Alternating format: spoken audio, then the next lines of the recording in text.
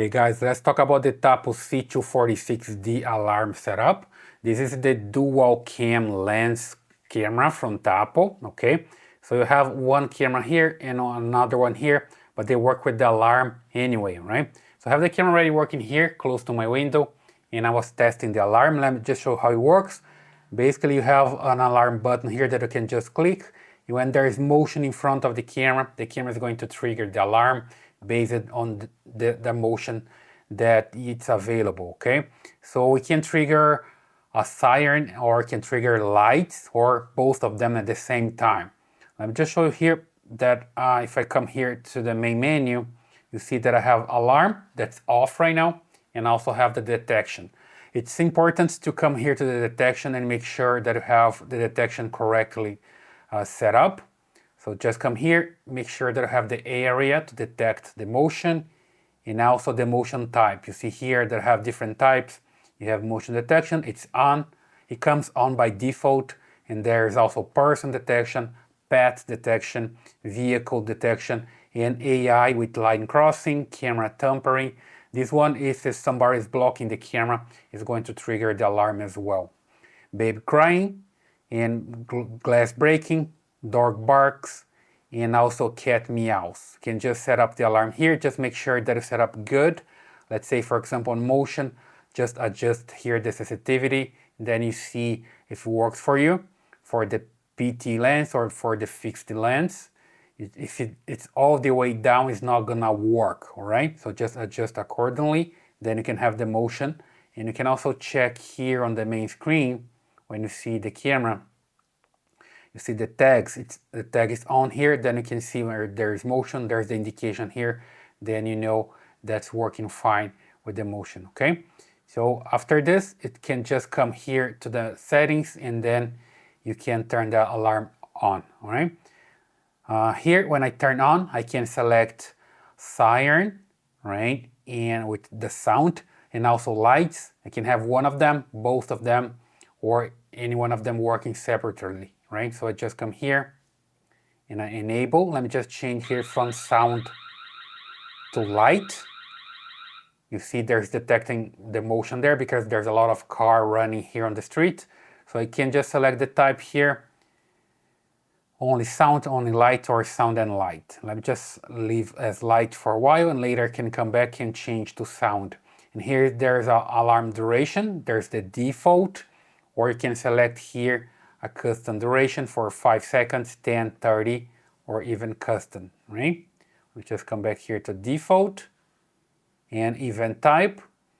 Here you can just check what you want. Motion detection, person, pet, vehicle, line crossing, camera tampering, baby crying, glass breaking, dog barks, or cat meows. Again, you see every one of them. You just need to select here. But here you don't enable the sensitivity or things like this. This is just to check which one is going to work with your alarm. Just remember that you need to come here first, not on the alarm one, but on the detection one, to have it working with on and the sensitivity, okay? And then on alarm, let's come back here. On alarm here, then you can set up which type that you want. Okay, adjustment there, and the setup here and the choose which alarm to use, it's here. So you do this, and then here you have also the schedule. You can have the alarm working all day long, or you can select during the day from 8 a.m. to 8 p.m., during the night from 8 p.m. to 8 a.m., or custom schedule. You can select here the weekday and when to start, when to stop the alarm. So super simple. Let me just come back here and put all day. And here you can also choose which type of alarm you're going to use, with a sound you're going to use. When you enable here the type to sound, and you can select. Let me just move the camera to another location here so it doesn't detect the motion. Otherwise, it's gonna trigger the alarm too much. I have a lot of cars passing there. So let me just select here sound and light. Wait for it to finish. There we go. And here see the sound type, okay? And you see here that you can change the volume. I'm here with the volume in low, but still pretty high, right? The sound is pretty high. You have low, normal, or high. Even using low, it's pretty high. Here inside, it's annoying. And you have the sound at default or custom. So you can come here with the custom sound. You can just add a new sound. You just record something here, press record, record your sound, and it's going to be available here to use, right? You can just name your sound as well. So super simple on this part. And let me just come back here to the default. And from here, you can select the one that you want. You just test it here. Let me just play this one. That's the regular one. Then you can check this emergency one.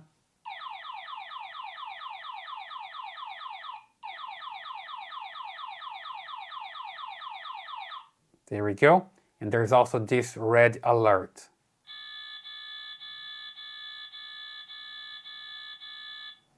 Okay, so then you just check which one you want and you're good to go. So super simple. I'll leave here in low and with the default with the Siren, right? And then you just need to come back here to the main screen, and here you can enable or disable as well. Of course, if you have the camera in front of your home and then you have somebody approaching your home, you're gonna hear the alarm, right? The camera is gonna sound the alarm even by sound or by light, depending on the configuration that you put there. And it works pretty fine, right? In my case here, it's too much because I have too many cars passing there, so a lot of motion back there, right? So basically that's the way you can set up the alarm on a Tapo C246D. I hope that helps. Leave your comments here, subscribe to this channel, give your thumbs up, and I see you in the next video.